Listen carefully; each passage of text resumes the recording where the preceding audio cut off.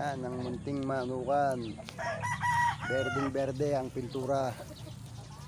Yan, nasa ilalim ng puno akasya. Pag nagtaglugon, ayan na ang mga dahon. Kawawang kawawa ng mga maglilinis ng mga dahon. Yan. Napakalintik na dahon. Sa ilalim ng punong akasya ang mini farm. Berdeng berde ang pintura. Very good. Yan. Simpleng manukan.